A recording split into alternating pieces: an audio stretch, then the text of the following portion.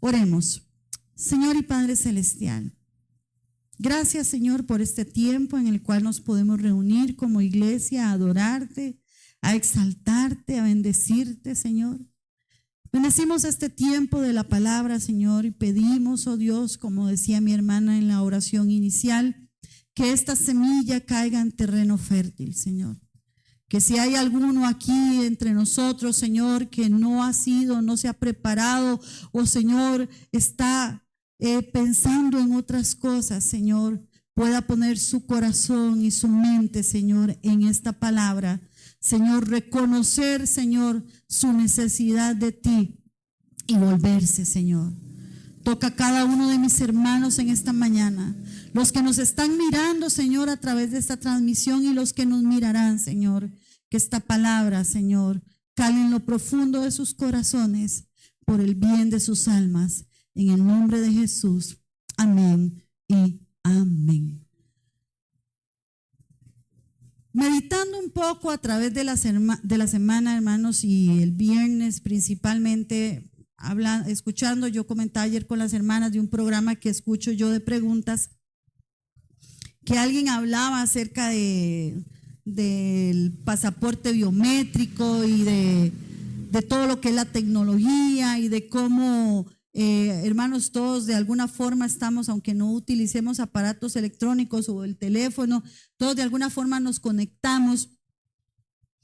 Y hablando al respecto de eso y de lo que es el nuevo orden mundial y del anticristo y toda esta situación, no está mal que nosotros como cristianos nos empapemos, y de hecho yo le decía a las hermanas, hay temas de los que tenemos que hablar en la iglesia que a veces no se hablan, ¿verdad?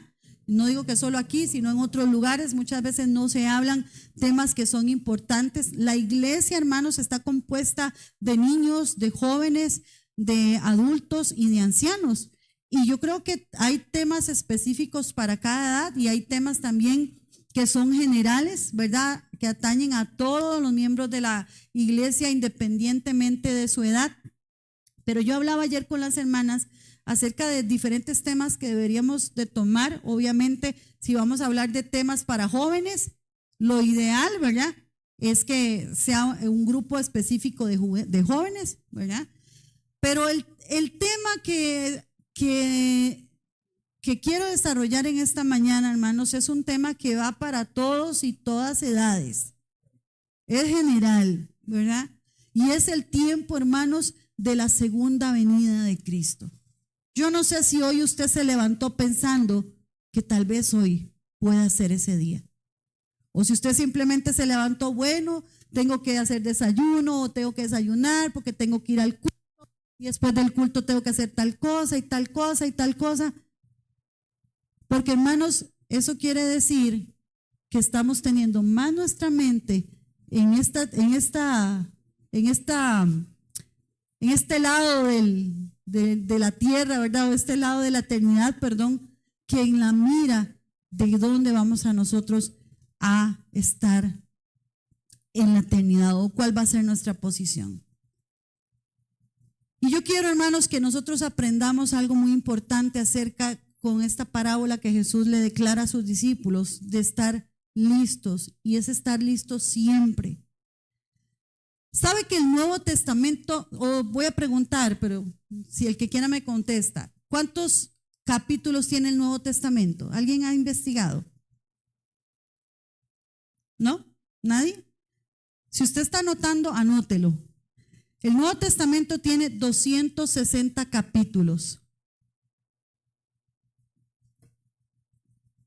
Y el regreso de Cristo, ¿sabe cuántas veces se menciona? Estamos hablando de 260 capítulos, para aquellos que son matemáticos. ¿Sabe cuántas veces se menciona el regreso de Cristo, la segunda venida de Cristo? ¿Ah? ¿Cuántos? ¿Alguien que me dé un número ahí? ¿Pastora? ¿Jessica? ¿Marilyn? Estamos hablando de 260 capítulos. ¿Keila? ¿Un número? ¿Ah? ¿200? ¿Alguien? ¿100? Dice la hermana. Yo sé que son números, como dicen, al bateo. ¿Alguien me quiere batear más? 55, dice Marilyn. Adrián, ¿cuál es la pregunta? Ok. Son 260 capítulos que tiene el Nuevo Testamento. ¿Cuántas veces cree usted que se menciona la segunda venida de Cristo? ¿Magali?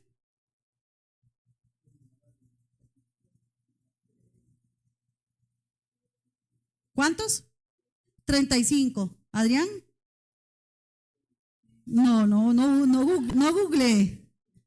Bueno, le voy a decir, hermanos, que nadie pegó, ¿verdad? Obviamente. Pero se menciona al menos, ¿cuántos capítulos dijimos? 260, ¿verdad? Al menos se menciona en 318 ocasiones. ¿Qué quiere decir esto, hermanos? Son 260 capítulos. Se menciona al menos 318 veces. Menciona el Nuevo Testamento en la venida de Cristo. ¿Ustedes creen que es un tema importante? Claro que sí, hermanos. Completamente. ¿Y cuánto de tiempo, hermanos, realmente estamos tomando en la iglesia para predicar del tema de la segunda venida de Cristo? Yo sé que en la iglesia hay muchísimos temas, hermanos. A veces a uno le dicen predique y uno no sabe. O sea, es tanto lo que hay para predicar. Es la palabra. Tiene tanto contenido para predicar porque prácticamente que toda la palabra la podemos utilizar en nuestra vida práctica. Es un manual instructivo. Pero ¿qué de la venida del Señor? Y le estamos dando la importancia a este tema, no solamente en la iglesia, sino en nuestra propia vida, porque en la iglesia lo pueden predicar, pero ¿qué de mí? ¿Verdad? Porque domingo a domingo nos sentamos y escuchamos lo que el pastor predique o lo que alguien más predique, pero hermanos, mucha gente está llena de conocimiento aquí, pero ¿qué pasa en su corazón? ¿Retienen lo que recibieron, hermanos, o son como cisternas rotas? Según esta estadística que les estoy mencionando, hermanos, en uno de cada 25 versículos, sigo con la matemática, y si hay alguno aquí estadista o quiere estudiar eso, pues nos va a ayudar en las predicaciones. En uno de cada 25 versículos se hace referencia al regreso de Jesús, de la segunda venida de Cristo. Los únicos libros que no mencionan la venida de Jesús, hermanos, ¿sabe cuáles son? Se los voy a decir. Si está anotando, siga anotando.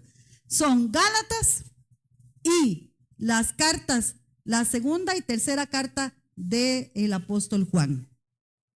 Esos son los únicos textos que no mencionan.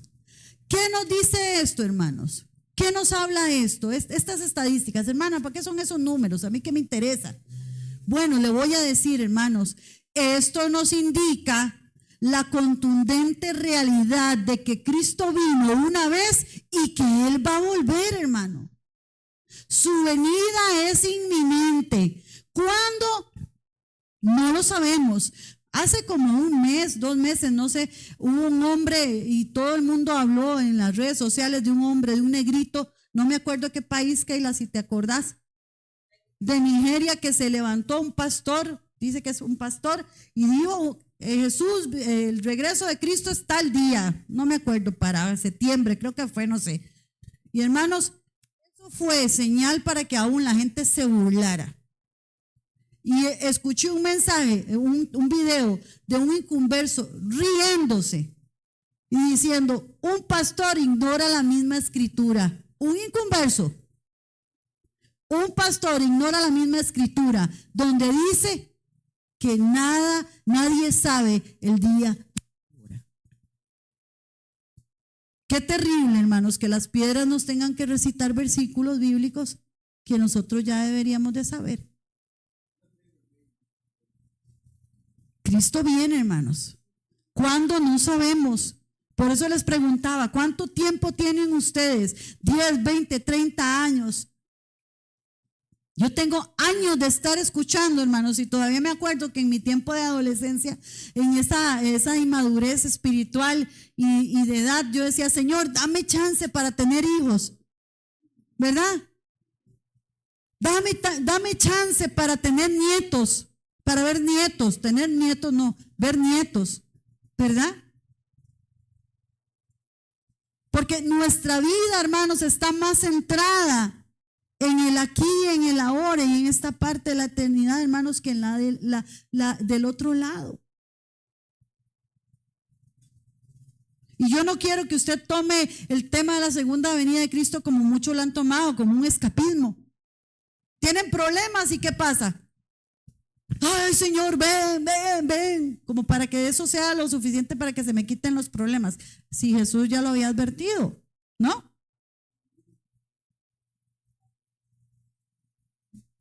Y de hecho en una época de la iglesia actual evangélica, la segunda venida de Cristo se utilizaba como un sistema de escapismo. No se hacía nada porque el Señor ya venía, no estudien porque el Señor ya viene, no, se dejaron de hacer cosas porque el Señor ya viene. Y se utilizó mal el término, hermanos. Él regresará, hermanos, y cuando lo haga, no tenemos que estar preparándonos, tenemos que estar preparados. Y dígale al que está a su lado, ¿usted está preparado? Dígale, ¿usted está preparada? Bueno, usted puede volver a ver a su hermano y hacerle ojillos así como le dije yo un día a mi hija de iguana, no sé cómo le dije yo. Pero hermanos, háblese a su conciencia, ¿estoy preparada? ¿Realmente estoy preparada? Si el Señor viene hoy, porque usted sabe si viene o no. Si viene hoy, ¿qué de usted y de mí? ¿Ah? Ahora bien, hermanos, la doctrina de la segunda venida de Cristo, porque es una doctrina, es una enseñanza de la iglesia, hermanos, elemental dentro de la iglesia, que no se puede obviar, ha tenido en la historia dos posiciones opuestas, ¿verdad? Una es que hay gente que niega que Jesús va a regresar y basan esto con el argumento de que de allá hace más de 2000 años Él anunció su venida y aún no ha regresado, no va a regresar. Y otra, hermanos, esa se llama escepticismo y no es un tema de ahora, ¿verdad? Pedro lo aborda en el capítulo 3 de su carta, ¿ok? Por otro lado, hay otra posición que es la de fijar una fecha para la segunda venida de Cristo, ¿verdad? Y están los que no creen que va a regresar y están los que se ponen a aventurar a decir fechas. Y estudiando un poquitito ahí en la historia, pues uno ha oído ciertos personajes de ciertas sectas que han dicho fechas, pero también dentro de la iglesia evangélica, ¿verdad? Han habido pastores o han habido predicadores que lo han hecho también y obviamente que se han equivocado. De hecho, uno de los más contemporáneos nuestros fue en algún momento el hermano, el pastor Armando Alducin. ¿Ustedes han oído a Armando Alducin? ¿Sí? Ok. Él en un momento, hermanos, vino y se aventuró y él es un hombre que estudia muchísima escatología, demasiada escatología. Si usted quiere aprender escatología bíblica, escuche a Armando Alducin, tiene sus ciertas posiciones. Igual uno tiene que, ¿verdad? Todo pesarlo, saber que los seres humanos también nos equivocamos, ¿verdad? Y que lo que diga un hombre no es palabra de Dios, sino la palabra de Dios es lo que está aquí escrito. Pero hermano, este hermano estudia muchísimo escatología. Usted lo irá hablando y hablando y hablando de escatología. Y él vino, no sé, digámosle, en una inocentada y dio una fecha. Y hermanos, él luego tuvo que salir públicamente a pedir perdón por ese error que él había cometido.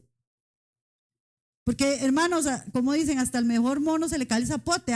Gente tan estudiosa de la palabra, a veces ignoramos principios elementales como el de que nadie sabe el día ni la hora.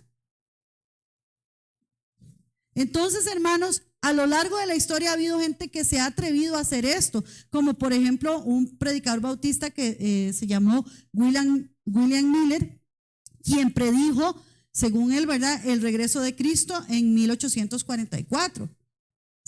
Obviamente sin que esto ocurriera. O también un predicador cristiano de nombre Harold Camping, que también fue, que es en esta época, en los 2000, dijo que Cristo vendría el 21 de mayo del 2011. Obviamente no sucedió. Y en sectas hemos escuchado personas que dicen fechas y entonces cuando no sucede, ¿qué salen diciendo?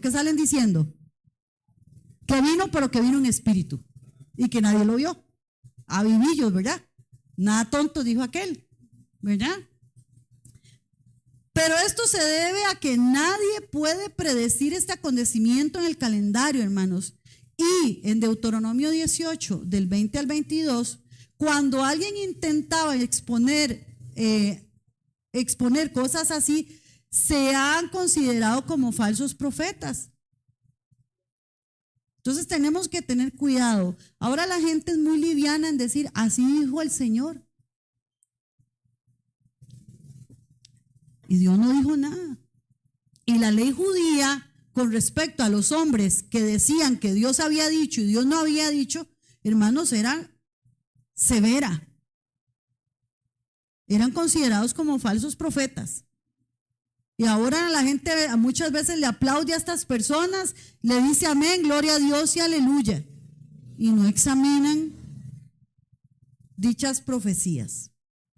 Sin embargo, hermanos, a pesar de esto, a pesar de que hay gente que tiene una posición de que Él no va a volver, o gente que se ha atrevido a decir fechas, si hay algo que usted y yo tenemos que tener un convencimiento pleno, no solo en nuestra mente, sino en nuestro espíritu y en nuestro corazón, es que Él va a volver.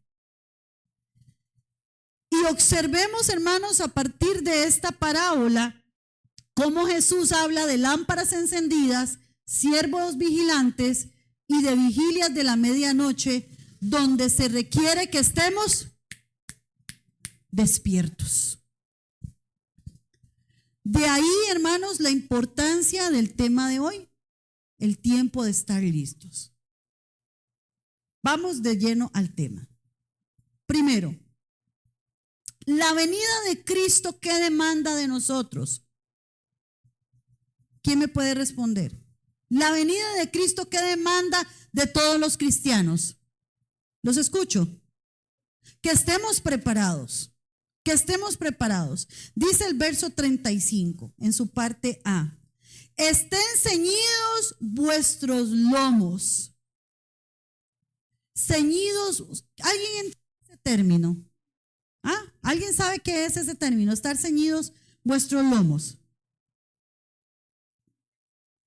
Siempre atentos. Ok.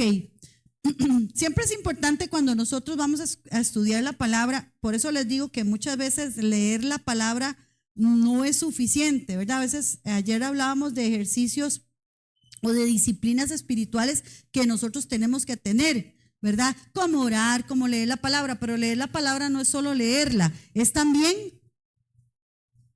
escudriñarla, ¿verdad? Es también escudriñarla. Es sentarnos a ver qué es lo que nos está diciendo Jesús, cuál es el contexto en el cual Jesús nos está hablando ahí. Vamos a ver, denme un momentito.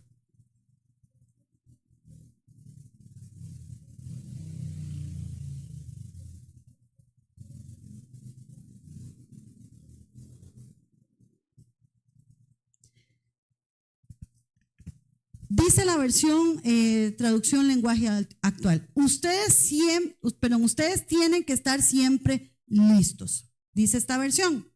¿A qué se refería Jesús con ceñidos los lomos? Bueno, esta es una imagen típica, recordemos, hermanos, que el contexto, para escudriñar la palabra, para estudiar la palabra, tenemos que tener el contexto, ¿verdad? Los contextos, y en este caso es un contexto histórico en el que Jesús está desarrollando esta parábola. Es una imagen típica de la época de Jesús. ¿Cómo vestían los hombres en ese tiempo? Con pantalón, ¿verdad? ¿Cómo vestían? Ok, con unas túnicas, ¿verdad? Hay otra versión que dice, estén siempre vestidos de modo que estén preparados para la acción, ¿verdad? Los hombres, hermanos, como les digo, no llevaban pantalones como hoy, sino una túnica larga, ¿verdad? No es que andaban ahí enseñando las piernas, no, era una túnica larga y suelta. Y hermanos, cuando ellos tenían que salir corriendo, muchas veces, imagínense que es salir corriendo, ¿verdad? Con una túnica larga. Entonces, ¿qué tenían que estar? ¿Verdad? Ceñirse, ¿verdad? Recogerse para poder, hermanos, pegarse la carrera. Eso es lo que Jesús está diciendo. Nosotros tenemos que estar preparados. Tomar esa túnica, ¿verdad? Recogerla. ¿Para qué? Bueno, para poder salir corriendo, para poder estar preparados. No es fácil correr con una túnica cubriendo todo el cuerpo. Por eso la figura, hermanos, por eso Jesús en esta parte nos habla de atarse la ropa suelta a la cintura, ¿ok? Eso era lo que Jesús quería darle a entender a sus discípulos. Y esto entonces iba a dejar que sus piernas estuvieran libres para moverse. Entonces es una llamada de atención a estar listos. Otra figura en la que también la Biblia nos habla de estar preparados es los atletas. El pastor ya nos ha hablado acerca de eso. En la antigüedad, ¿verdad? Los atletas, ¿cómo corrían, pastor? Desnudos. No, en los tiempos de las primeras Olimpiadas y todo, los atletas corrían desnudos. ¿Esto para qué? Para no tener estorbos, ¿verdad? Y de hecho, cuando uno ve atletas en la actualidad, ¿cómo corren? ¿Verdad? Sí, usan pantalonetas muy pequeñas, ¿verdad? Y ceñidas, que nada que les impida el movimiento, ¿verdad? Entonces, hermanos, eso es lo que Jesús nos está llamando, ¿verdad? Estén ceñidos vuestros lomos, o sea, estemos preparados, recojámonos la túnica y estemos listos para cuando tengamos que salir corriendo. Cuando Jesús utiliza esta expresión en el contexto de su segunda venida, nos está diciendo, estemos preparados para salir. Por eso les digo, hermanos, no es que nos estemos preparando, es que tenemos que estar preparados. Es una instrucción que Jesús le está dando a sus apóstoles y por ende a nosotros. Hay dos ilustraciones que nos pueden ayudar a entender un poco más esto que les estoy mencionando, que lo podemos ver en Génesis capítulo 19, del 15 al 26, donde habla cuando el ángel le dijo a Lot, ¿verdad?, que estuvieran listos y salieran rápidamente ante el juicio sobre Sodoma, ¿verdad? Todos corrieron, pero ¿qué pasó con la mujer de Lot? Se detuvo, primero ella se detuvo, ¿y qué hizo? Volvió a ver atrás, ¿verdad? ¿Y qué sucedió con ella? Se convirtió en una estatua de sal. Y otra ilustración que también podemos ver es la de Hebreos 12, 1 al 2, que dice Hebreos 12, 1 al 2, si alguien me lo puede leer.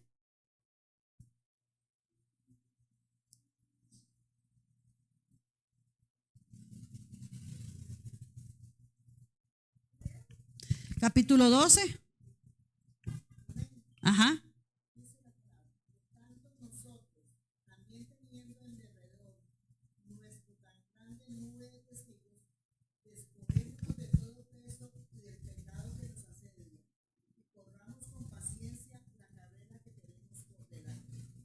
Dos.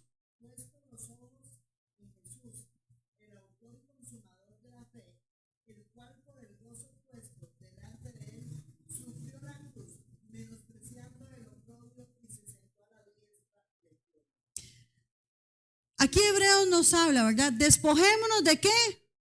De todo peso para correr, hermanos. ¿Y ese peso cuál es?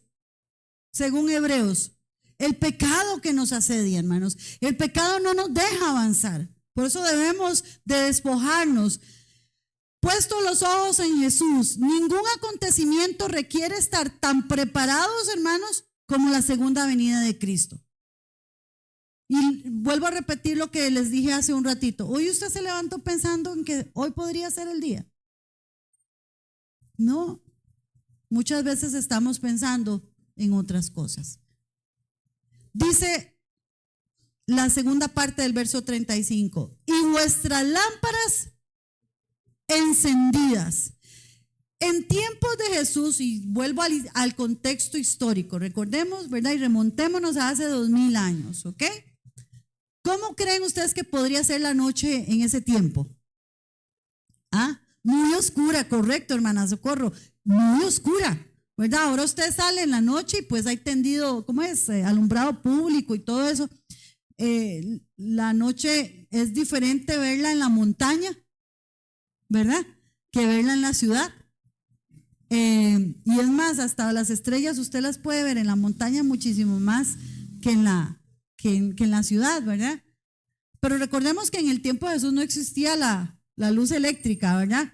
Entonces la noche era muy oscura, no existía alumbrado eléctrico, ¿verdad? Ni luces de emergencia. Por tanto, hermanos, si algo usted quería hacer en la noche, debía de estar preparado. Tenía que tener esa lámpara encendida, lista, ¿verdad?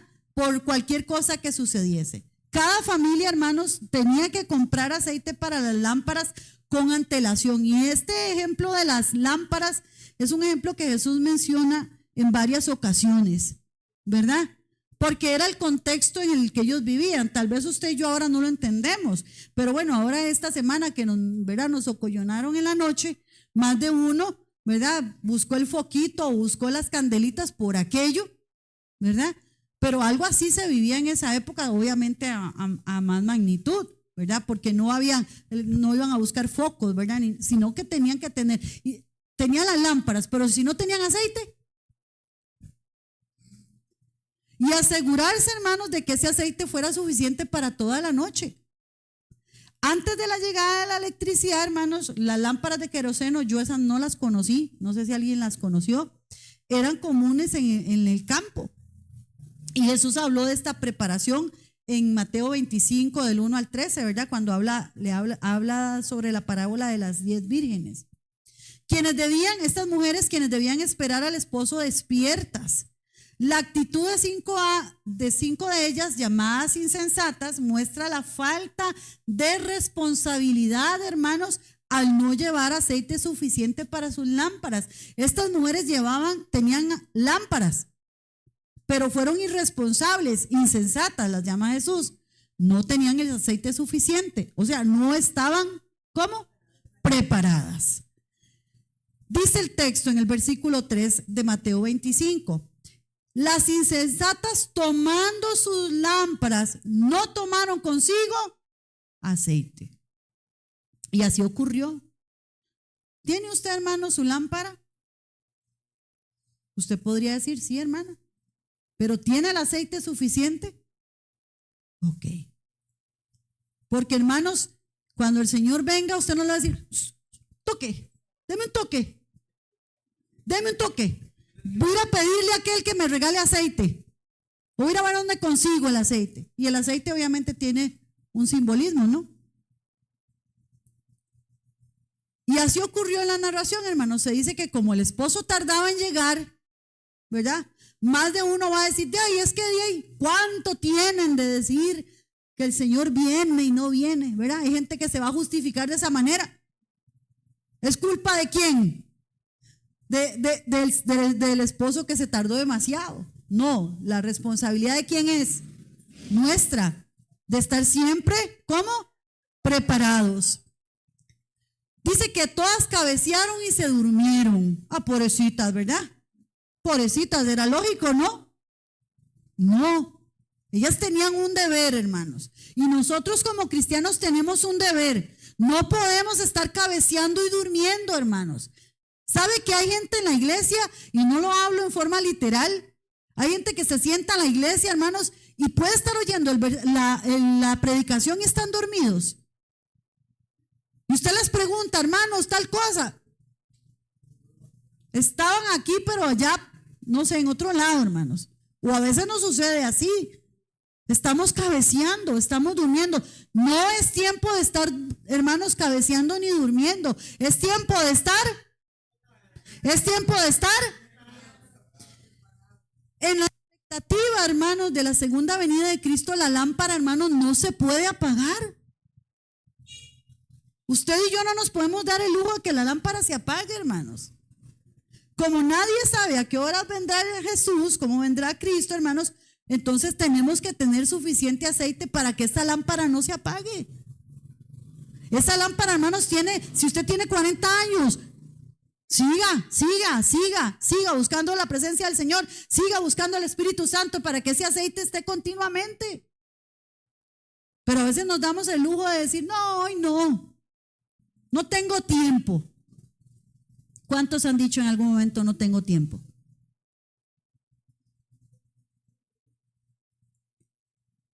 Verso 36. Vosotros sed semejantes a hombres que aguardan a que su Señor regrese de las bodas, para que cuando llegue y llame, yo quiero que usted señale ahí, si usted tiene su Biblia, no es solamente que el Señor llegue y llame, sino cuál debe ser la respuesta del siervo vigilante. Enseguida. No, un momentico, Señor, déjeme para ver. Enseguida, porque el Señor, hermanos, está. La idea de esto, hermanos, es que el Señor va a llegar y Él no va a esperar a nadie. A que usted se prepare. La idea es que ya tenemos que estar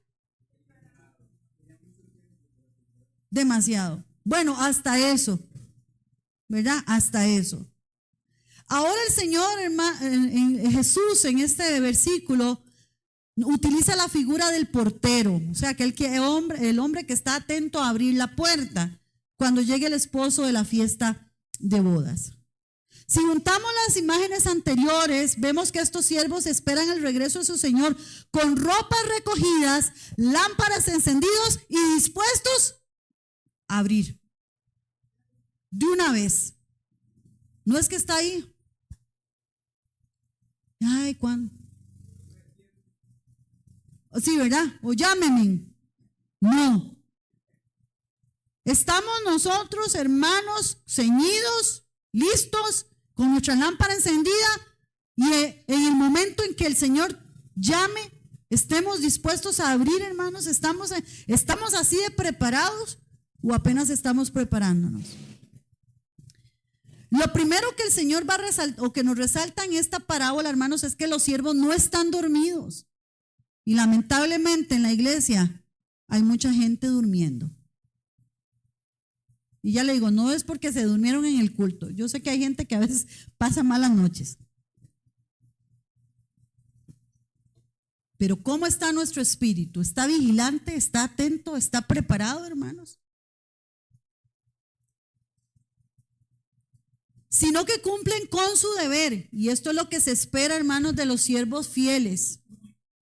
Muchas veces, Señor, yo quiero servirte en la música. Señor, yo quiero servirte en la predicación. Señor, yo quiero servirte con los niños. Señor, yo quiero hermanos, y en el servicio efectivo del Señor, que es estar vigilando, atento y esperando su venida, muchos están en otro lado. Y les va a pasar lo que declaró Jesús en Mateo. En mi nombre. Y eso es otro tema que un día vamos a hablar.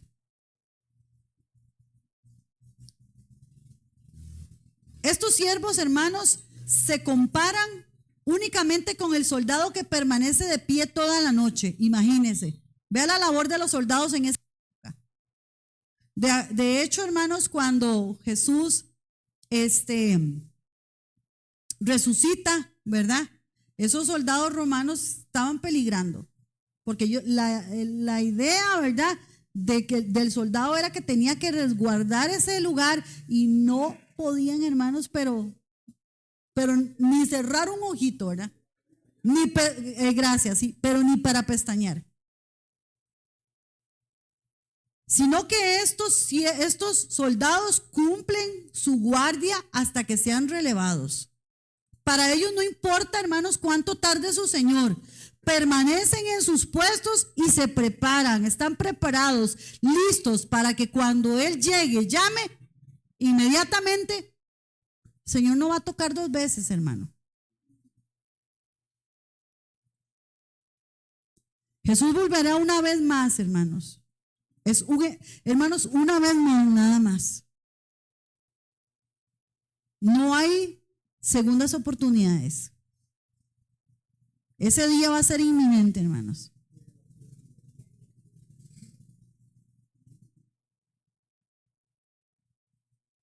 ¿Y qué va a hacer de nosotros? ¿Seguiremos, hermanos, no teniendo tiempo? ¿Seguiremos concentrados en lo mundano y en lo banal? ¿O estaremos preparados? Hay un canto muy viejo en inglés que dice, habla sobre la venida de Cristo y dice, ojalá hubiera estado preparado. Ojalá hubiera estado preparado. Y era la banda sonora en ese tiempo de una película que era sobre el rapto. Ojalá hubiera estado preparado. Hermanos, ojalá que ese día usted no diga, ojalá hubiera estado preparado. Bueno, hermanos, ¿verdad? Yo creo que por ahí Marino también tiene una canción. Y hace muchos años se cantaba mucho acerca de la venida del Señor. Y ya se nos olvidó que Él venía. Qué triste, hermanos. Pues dice un canto creo que es de Marino, qué triste sería que si Cristo viene, yo me quede en la tierra. Hermanos, ni el infierno se compararía, hermanos, con la tribulación de corazón de saber que no me preparé. Bueno, decía por ahí un canto de solo pensarlo, me voy a la iglesia a buscar de Cristo. Y no solo buscarlo en la iglesia, buscarlo en nuestras casas, en la intimidad, hermanos, porque aterricemos. Muchas veces estamos jugando de iglesita, hermanos. Y yo con esto no quiero, uy, qué miedo, porque hermanos, nosotros los seres humanos somos muy movidos a las emociones. Y oímos eso y, uy, qué escalofrío. Pero en serio, retengamos, hermano. Esto es vida o esto es muerte. Jesús volverá una vez más y llamará a sus siervos y por estar atentos durante la larga espera, hermanos, serán reconocidos por el Señor. Por estar ¿cómo? ¿Cuál es la palabra clave? Preparados. Así pues, su deber es estar listos. Su deber y mi deber, hermanos, es estar listos para el momento en que llegue el esposo. No hay lámparas para preparar en el último minuto, hermanos. No hay tareas descuidadas. Todo tiene que estar preparado para recibir con gozo y encontrarse con su Señor. Los siervos vigilantes, hermanos, siempre están listos. Por eso abren enseguida. Un siervo vigilante, hermanos, no está esperando, bueno, voy a recoger aquí, voy a recoger allá. No, siempre está preparado. Segundo punto. El primer punto era la venida de Cristo nos demanda estar preparados.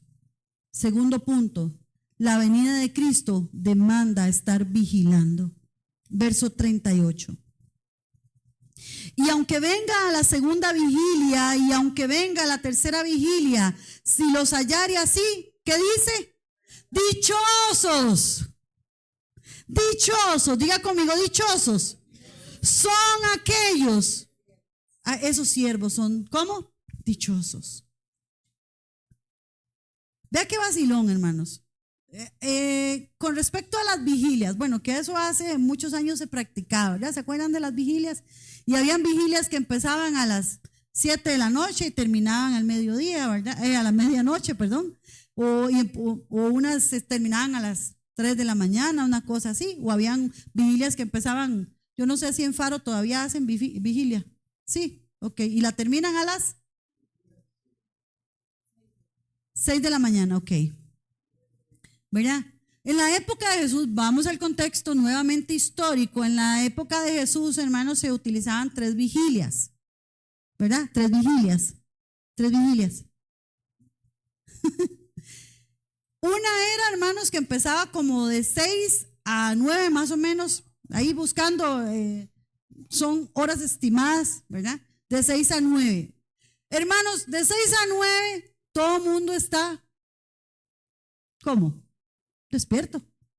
Ve que Jesús no dice a la primera vigilia, ¿qué dice? ¿A la qué? ¿A la qué? ¿A la qué? Verso 38, ¿a la qué? A la segunda y a la tercera vigilia. ¿Por qué, hermanos? Porque esas son las vigilias más pesaditas, ¿verdad? Yo me acuerdo cuando a veces se hacían aquí vigilias y ya, hermanos, cuando a uno le decían de 7 a 12, uno decía, pura viada. Ya a las 11:30 ya andaba uno como buscando el cafecito. Pero hermanos, le decían a uno, me acuerdo una vez, ya hace como 5 años, que fue la última vigilia creo que tuvimos, yo creo que se terminó como a las 3 de la mañana, una cosa así, hermanos. Yo ya a las 2 de la mañana yo estaba, ¿verdad? Que yo veía al pastor doble, no sé ni qué me estaba predicando, ¿verdad? Yo ya sentía que me iba, ¿verdad? Y no venía. Porque, hermanos, la segunda vigilia y la tercera son las más difíciles. Y Jesús lo está diciendo ahí. Bienaventurados, dichosos, hermanos. Perdón, y aunque venga la segunda vigilia, verso 38, y aunque venga la tercera vigilia, si los hallare así, ¿cómo van a ser? Van a ser dichosos. Este versículo, hermanos, nos habla sobre el estar despiertos y preparados a plena mitad de la noche. 2, 3 de la mañana, hermanos. Usted diría, pobrecitos, son siervos, han trabajado durante todo el día. Eso no importa. La palabra bienaventurado o dichoso aparece, y yo no sé si ustedes lo notaron en eso que leímos, pero aparece 3 veces. Aparece en el verso 37, en el verso 38 y en el verso 43. Y en relación con la vigilancia, hermanos, ¿por qué Jesús otorga este reconocimiento a los discípulos a los siervos que no se durmieron y esperaron al esposo y al Señor? Bueno, porque emplear el término bienaventurado o dichoso resalta la bendición especial que reciben quienes permanecen listos. ¿Usted no cree que la persona que venga cuando venga el Señor esté despierto, lista y preparada no va a ser dichosa? Va a ser bienaventuradísimo. Eso nos habla, hermanos, de esa bendición de estar permanentemente listos, vigilantes y fieles durante el regreso del Señor. Bienaventurado o dichoso significa feliz. Estamos felices nosotros, hermanos, expectantes de la venida del Señor. O estamos muchas veces pensando, no, dame más chance, necesito terminar de estudiar. Yo no digo, hermanos, que usted no estudie, yo no digo que usted no se case, yo no digo que usted no tenga hijos. Pero siempre, por ahí me dijo mi hija un día de estos, una frase, no sé si ella la tomó de algún lugar o qué, con los pies puestos en la tierra y la mirada en los ojos, y la mirada en el cielo. Expectantes. Me acuerdo una vez, hace como unos 2 años, y no he vuelto a ver un evento así, una lluvia de estrellas. ¿Alguien ha visto en algún momento una lluvia de estrellas? Sí, ok. Bueno, si usted no lo ha visto, se ha perdido de un espectáculo, ¿verdad? Celestial. Mi esposo lo vio conmigo ese día. Hermanos, nos habíamos levantado porque ellos entran a trabajar muy temprano. Y entonces eran como las 4 y el resto de la mañana, hermanos. Y es algo tan lindo, porque ¿alguien ha visto una estrella fugaz? Ok, eso es muy bonito, ¿eh? pero es algo como muy de repente. Y usted nada más vio como algo y usted mira, ahí va. Pero hermanos, ese día que nosotros vimos esa lluvia de estrellas, era algo tan bonito porque se veía una estrella así, y cuando usted la veía, iba así. Y entonces estábamos nosotros, hermanos, vigilantes, expectantes en el cielo. ¿Cuándo iba a caer otra estrella? Hermanos, es un espectáculo, bueno, que yo le digo, en mi vida nunca lo había visto y fue algo, y yo pensaba, meditaba esa hora de la madrugada, yo decía, nosotros tenemos que estar así expectantes. ¿Cuándo? No levantarnos. Yo me levanto mucho en las madrugadas, y donde yo vivo es un segundo piso. Entonces a veces se ve ese cielo y a veces no está como tan iluminado, entonces se ve ese cielo cargado de estrellas, hermano, y yo digo, ¿será hoy? ¿Será hoy? ¿Será mañana? Hermanos, cuando el cielo se abra y el Señor nos llame a su presencia, hermanos, y seamos arrebatados juntamente con Él, hermanos. Yo no sé si usted se levanta y usted dice, mira qué pereza, está haciendo sol, o mira, o está usted, ay, mira, va a llover, con los pies en la tierra, hermanos, y la mirada en el cielo. Jesús subraya que quienes se mantienen despiertos y preparados no solo cumplen con su deber, sino que serán recompensados con alegría y, hermanos, con la comunión de recibir al Señor. Usted sabe, hermanos, qué lindo. Cuando usted vea ese día, hermanos, porque dice la palabra, hermanos, que va a ser un evento.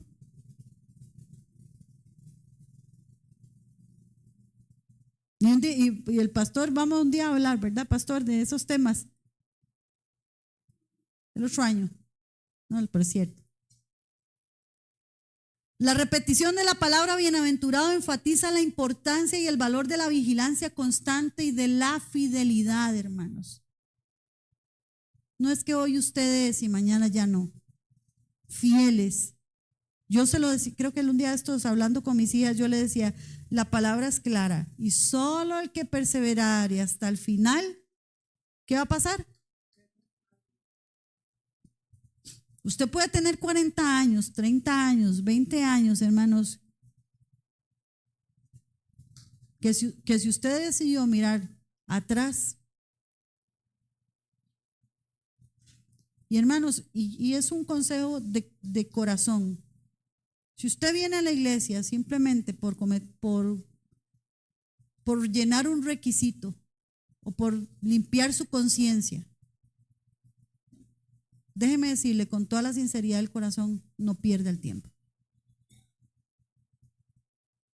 Si usted viene a la iglesia, hermanos, porque hay una convicción de que usted es pecador, que necesita un Salvador y que usted necesita del cuerpo de Cristo, porque hay una necesidad de congregarnos, porque el cuerpo de Cristo es uno. Y el cuerpo, y hablamos hace varios domingos de 6 cosas que nos motivan a congregarnos, y una de esas es madurar, es crecer, hermanos. También es la de fortalecer los dones que Dios nos ha dado. ¿Dónde ponemos los dones en el servicio? Al servicio, en la iglesia, hermanos. Si usted viene a la iglesia solamente por un cargo de conciencia, hermanos, pobre usted, no ha entendido.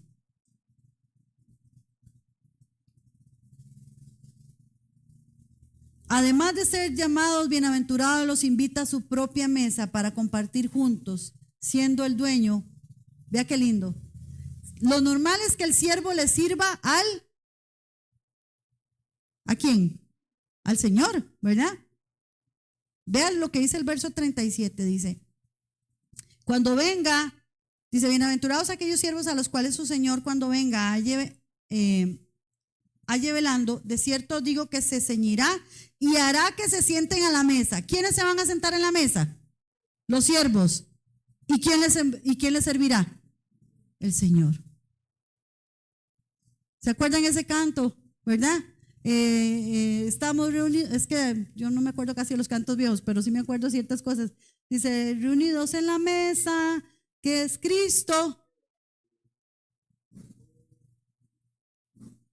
Él, hermanos. Y Jesús no tiene problema en servirnos, porque Él vino a servirnos, hermano. Es un principio. Verso 39 al 40. Dice así, pero sabed esto, que si supiese el padre de familia a qué hora el ladrón había de venir, velaría ¿cómo? Ciertamente, y no dejaría minar su casa. Vosotros pues también estad preparados, porque a la hora que no penséis, el Hijo del Hombre vendrá. Estos versículos, hermanos, nos ofrecen la razón más contundente sobre la importancia de la vigilancia ante lo que es la inminente segunda venida de Cristo. Y hermanos, observemos el énfasis de esta, y observemos cómo el énfasis de esta metáfora cambia, pasando de los siervos, hablando Jesús en los primeros versículos de un siervo, y ahora habla ¿de qué habla? En el verso 30, a partir del 39, de una casa, de un padre de familia. ¿Cuál es el propósito, hermanos, de esta comparación? Bueno, que el padre de familia estaría prevenido si supiera, o pensemos esto, estaría, hermanos, un padre de familia prevenido si supiera que va a venir un ladrón. ¿Ah? Si el ladrón le manda un WhatsApp y le dice, mira, voy a llegar a las 10 de la noche, ¿cómo lo va a recibir el padre? ¿Ah? ¿Cómo creen, hermana Socorro? De una vez, ¿verdad? Ajá, venga. El éxito de un ladrón, ¿cuál es? Al entrar a una casa. Esperar que el dueño esté desprevenido. Si el dueño sabe a qué horas planea robar el ladrón, ¿qué va a hacer? Se aseguraría de que alguien vigile la casa, hermanos, o llamaría a la policía, o permanecería alerta con algún medio de defensa, ¿verdad? Vigilando y esperando. Bueno, va a venir, ajá, ok. Así Jesús, hermanos, utiliza la metáfora de estar despiertos, vigilando y esperando su regreso. ¿Por qué? Porque el Hijo del Hombre va a venir a la hora que no esperan. Hermanos, y es que capítulo 12, creo que es de Romanos, dice, no os conforméis, ¿verdad?, a este siglo, sino que renovaos vuestra mente. Nosotros, hermanos, muchas veces estamos conformados a este siglo. Este mundo, hermanos, la cotidianidad de este mundo, hermanos, nos ha absorbido aún a los cristianos. Yo les decía ayer a las hermanas, muchas veces ayer, para las que tal vez no se dieron cuenta o no pudieron venir por algún motivo, pero ayer tuvimos culto de mujeres y hablamos de la importancia, seguimos el tema de la importancia de la Biblia en la vida de la mujer. Yo les decía a las hermanas, muchas veces decimos, es que yo no tengo tiempo para orar, yo no tengo tiempo para escudriñar. No es que no tengo tiempo, no quiero. Siempre hay tiempo, hermanos, siempre hay tiempo. No, hermanas, que usted no sabe que yo paso muy ocupada. Siempre hay tiempo, hermanos. Y muchas veces como cristianos estamos perdiendo el tiempo.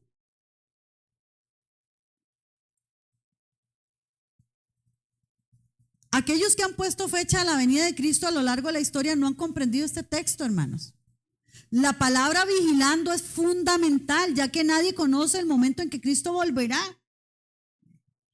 Ni siquiera en ese momento en Mateo 24:36 Jesús dijo, ni yo lo sé. Jesús vendrá como ladrón en la noche por lo inesperado de su llegada, aunque no con otra intención, según Juan 10:10.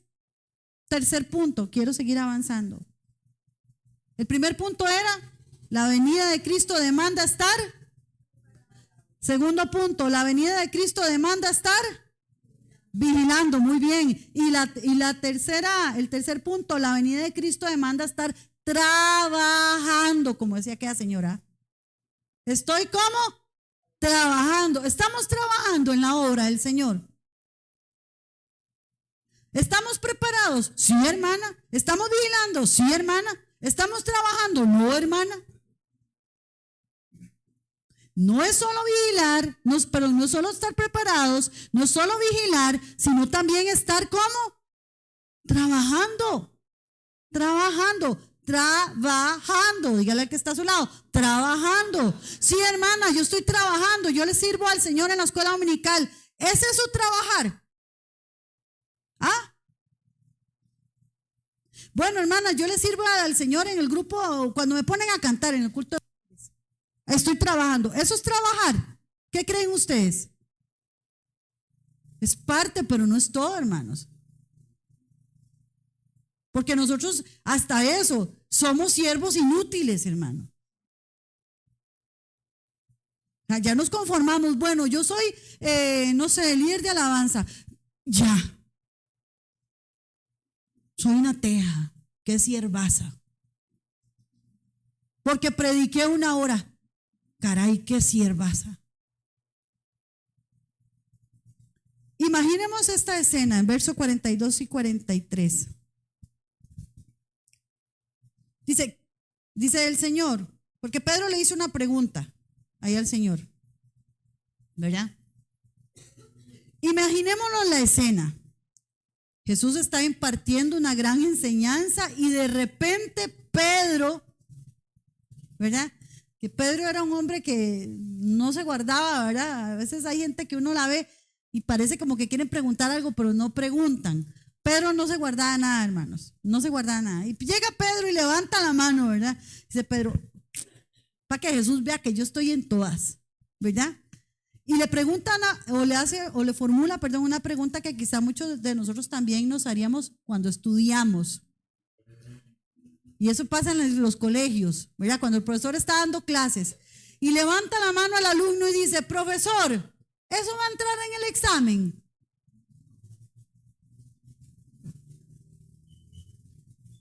Eso es lo que hace más o menos Pedro. Señor, ¿eso va a entrar en el examen? ¿Eso es para nosotros o para quién? En esencia, lo que Pedro pregunta en el verso 41, como si dijera, Señor, ¿esto es solo para nosotros o para todos? ¿Tenemos que tomar nota o qué tenemos que hacer? Y llama la atención, hermano, la pregunta de Pedro, pues parece indicar que algunos entre los discípulos no estaban suficientemente preparados. Sin embargo, hermanos, Jesús le responde a la pregunta a Pedro, verso 42. Vaya, le responde la pregunta a Pedro. No.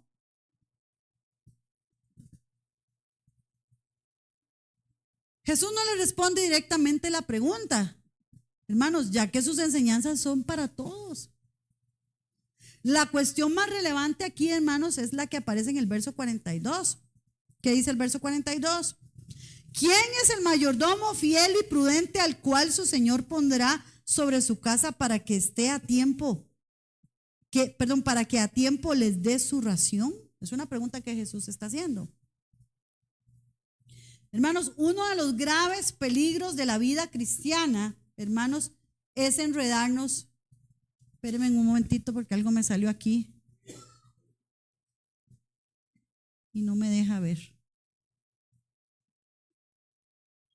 Listo. Uno de los graves peligros, hermanos, de la vida cristiana es enredarnos tanto en los asuntos cotidianos que descuidamos los asuntos del Padre Celestial. ¿Se acuerdan Jesús cuando estaba pequeñito, verdad, muchachito, y estaba en el templo y María le dice, Jesús, mira, o sea, estamos preocupados por ti, no sabemos qué te hiciste? ¿Y qué le dice Jesús? ¿Cuál es la respuesta de Jesús?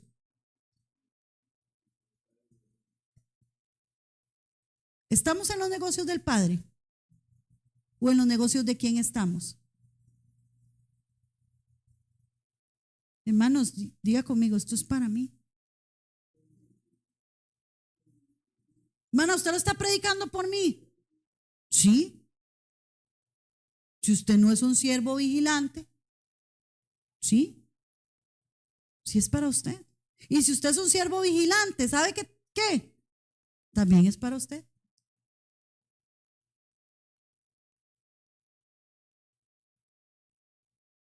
Debemos estar ocupados, hermanos, en la obra del Señor para cuando Cristo regrese.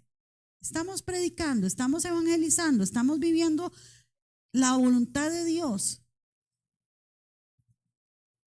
¿O estamos viviendo nuestra voluntad? Hay una bendición, hermanos, para quien está preparado, vela y vive para el Señor mientras trabaja aguardando el regreso de Cristo. Sea cual sea el significado del versículo 44, hermanos, transmite claramente la bendición y la recompensa para la persona fiel cuando el Señor vuelva.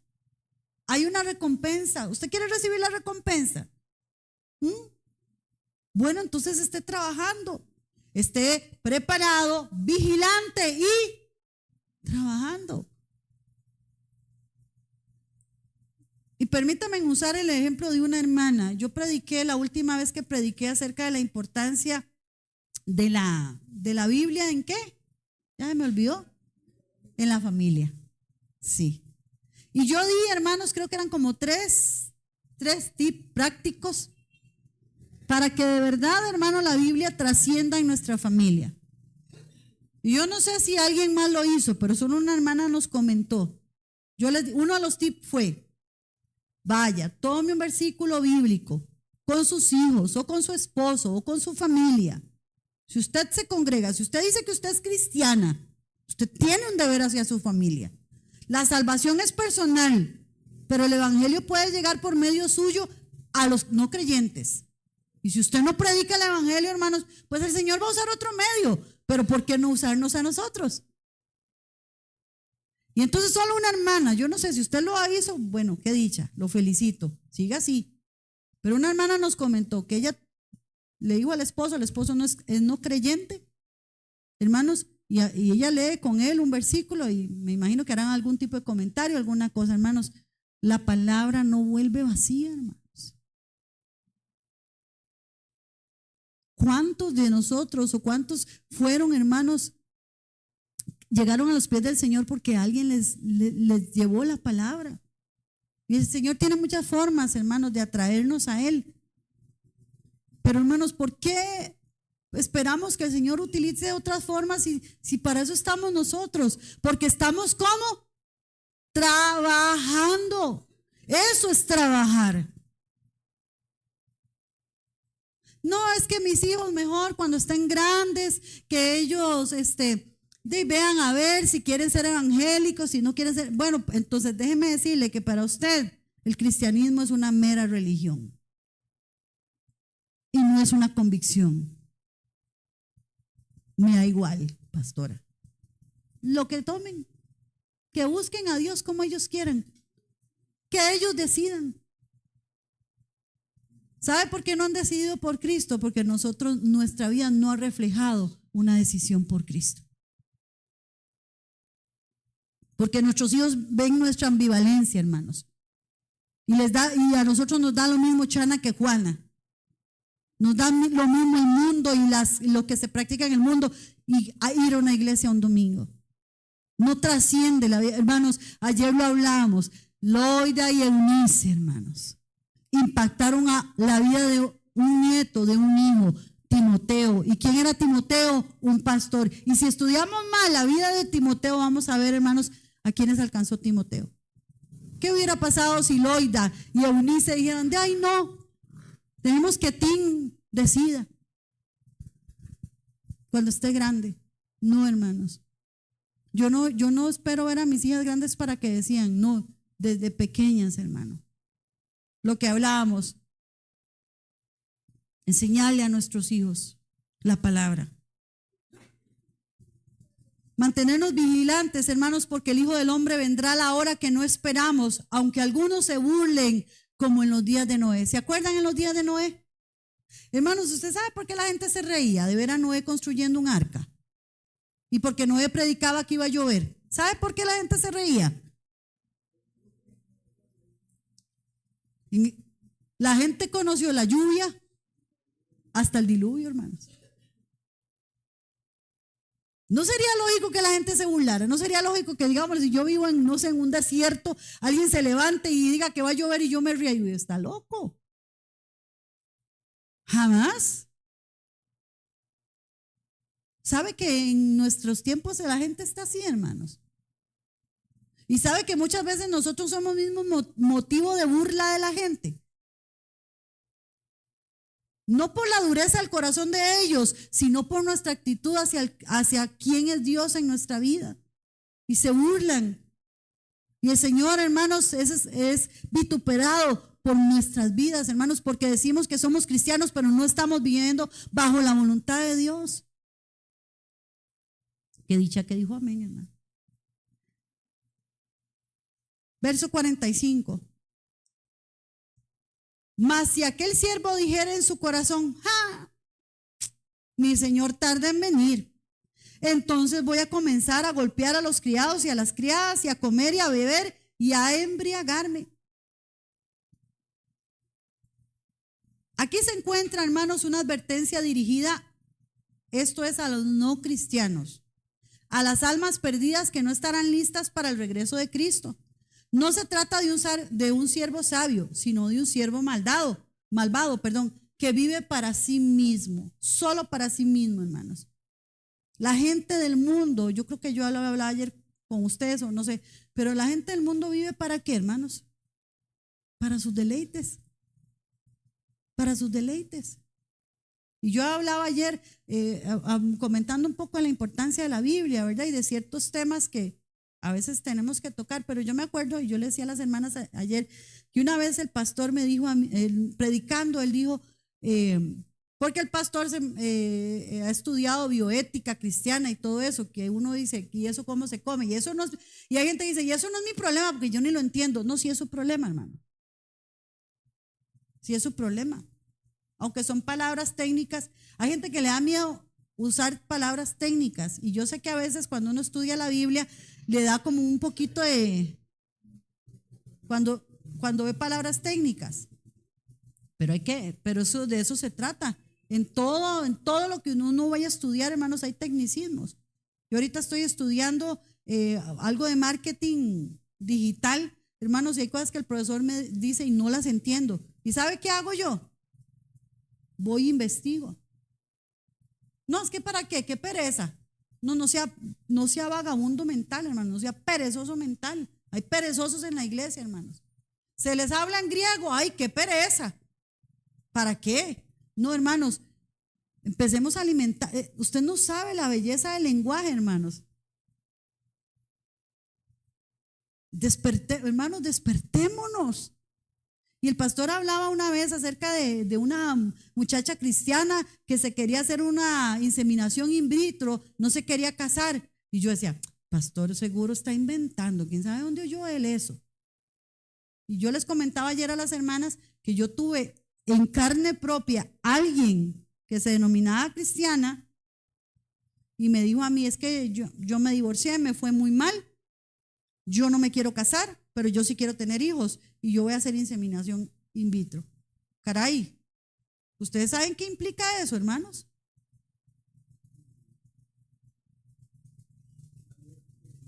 ¿Ah? No solamente la muerte de muchos, hermanos.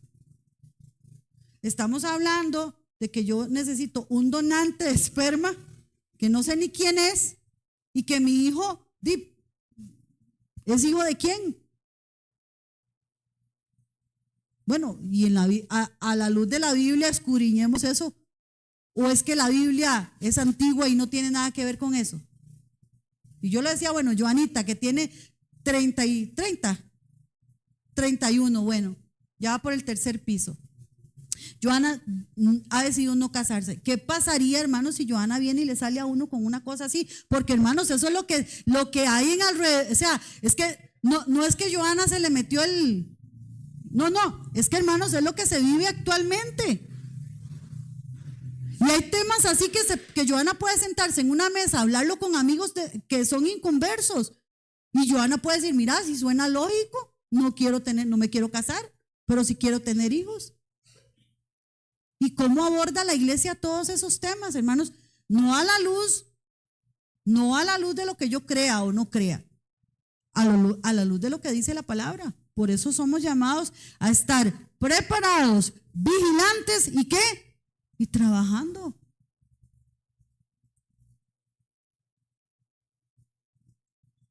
El versículo 45 afirma que come, bebe y golpea a los demás. Hermanos, eso es una vida de egocentrismo y egoísmo. Cuando yo vivo centrada solo en mí, en mis necesidades, en mis deseos, hermanos, ¿qué es lo que sucede? Obviamente no soy una persona que he conocido al Señor. Esa es la actitud de quien no es cristiano y dice, no necesito entregar mi vida a Cristo hoy. Yo tendré tiempo para eso más adelante. ¿Y sabe que hay gente en la iglesia, hermanos, que vive de esa manera? No, voy a hacer esto, no importa. No soy casada y no importa, tengo novio, pero voy a tener relaciones y después me arrepiento. Amigos con derecho, porque eso es normal en el mundo. ¿Por qué? Porque la gente vive para satisfacer sus deseos, sus pasiones. Pero dice Pablo, pero los que ya somos de Cristo no vivimos así. Los que son de Cristo, hermanos, han crucificado ¿qué?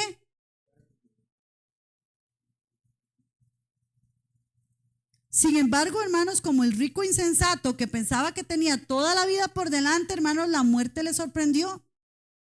Esta es la realidad para el siervo infiel y negligente del versículo 46. ¿Qué pasa? Muere perdido, pues ya estaba advertido de que el Hijo del Hombre vendrá a la hora que no espera. Y regáleme en unos 5 minutitos y termino. Sé que me pasé de la hora. Verso 47. Aquel siervo que conociendo la voluntad de su Señor, ¿qué dice? Diga conmigo, no se preparó. ¿Usted conoce la voluntad de Dios? Ya nadie la conoce, carambas. ¿Usted conoce la voluntad de Dios? Hermano, ¿usted conoce la voluntad de Dios?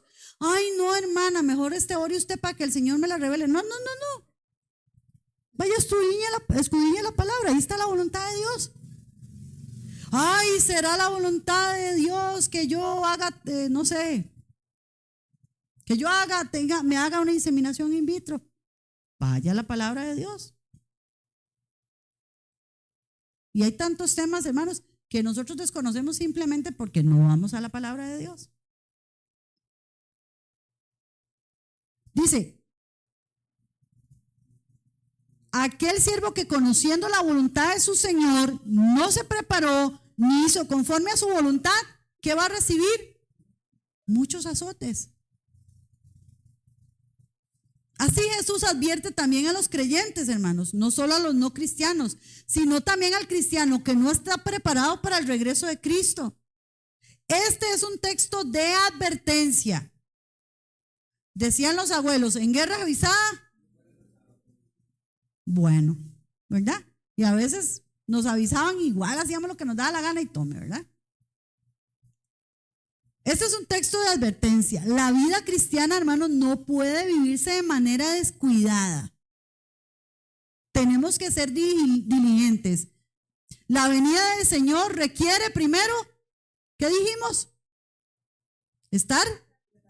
Segundo. Y tercero, en ningún momento yo veo ahí ocio, hermanos.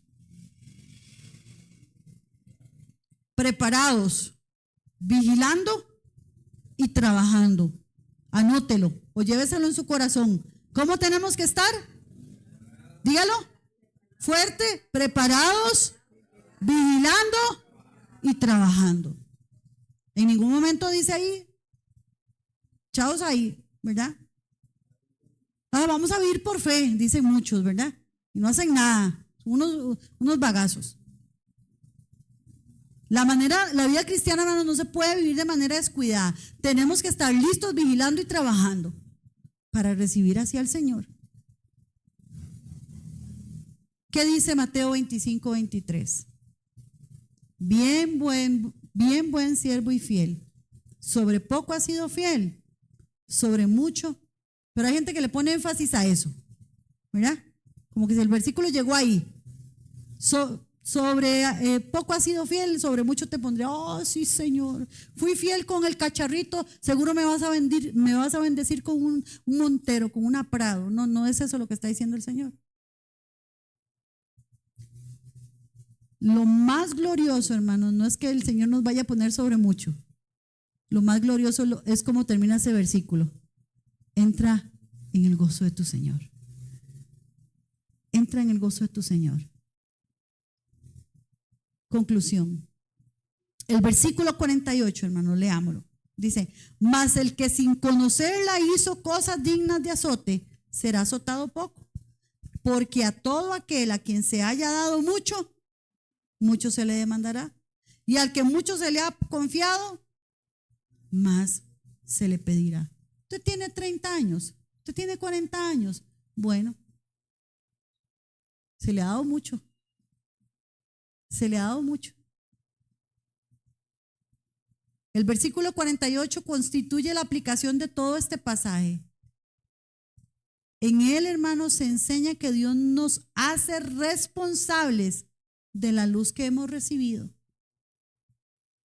Cuanta mayor luz espiritual recibimos, hermanos, mayor debería ser nuestra obediencia a Dios. Usted se ha sentado aquí por 20, 30, 10, 5 años. Bueno, ¿qué ha hecho con lo que ha recibido? Somos responsables ante Dios por lo que hemos leído, por lo que hemos aprendido y escuchado en su palabra. Vamos a ver. ¿Quién de aquí podríamos decir que es la persona más joven? Vamos a ver. ¿Quién es la persona más joven? ¿Daris está por ahí? No. Entonces, ¿quién sería la persona más joven? Valentina, ¿cuántos años tienes tú? 12. 12. Uy, qué grandota está. Ok, 12 años. 12, ¿no tienes 13? Va para 13. Ok.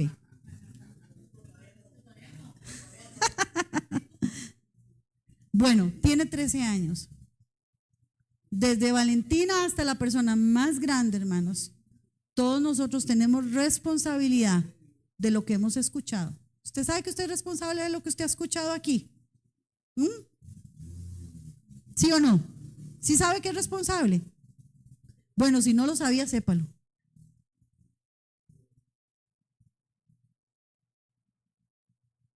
El más grande aquí, yo creo que el hermano Edérico, ¿verdad, hermano? Gloria a Dios, ¿verdad? Qué lindo. ¿Cuántos años en el Señor? Imagínese. 40 años de ver la gloria y la misericordia y la voluntad de Dios. Amén. Ajá. Imagínese, comenzó aquí y bueno, y seguro terminará aquí, ¿verdad, hermano? Y luego allá, ¿verdad? Hermanos, yo no sé si usted se siente privilegiado, yo no sé, por ahí la hermana Patricia no vino, pero ella un día vino muy contenta y dice, yo tengo ya 2 años de estar aquí, hermanos, y ya lo dio como un testimonio. Yo no sé si usted, si hermanos, si usted dice, oh, ¿verdad? Otro año más en el Señor. No. Que yo pueda decir, hermanos, gloria a Dios, un año más. Disfrutando de su misericordia, disfrutando de su gracia. Porque si yo estoy aquí es por eso, hermanos.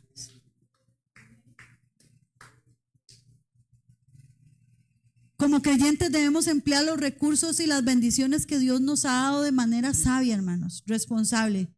Y esto incluye los dones y los talentos. Porque un día, hermanos, se nos pedirá cuentas sobre cómo hemos utilizado esos recursos. Y ese día, hermanos, se llama la segunda venida de Cristo. No en vano, hermanos, Pedro nos habla o nos dejó la visión más completa sobre el acontecimiento de la segunda venida de Cristo. Segunda de Pedro, capítulo 3, verso 8 al 14. Anótelo, lléveselo a su casa y léalo, hermanos. Cierra sus ojos un momentito, por favor. Señor y Padre Celestial, toca nuestras vidas, Señor. Toca nuestros corazones. Que estemos, Señor, preparados, vigilantes, Señor, y trabajando, Dios. Que tú nos encuentres siendo siervos vigilantes, Señor. Perdona cuando hemos sido negligentes, Señor. Y hemos, Señor, tomado tu venida por tardanza, Dios. Ayúdanos a seguir adelante, Señor, y perseverando hasta el final. En el nombre de tu Hijo Jesús. Amén y amén. Pastor Carlos Pérez, gracias.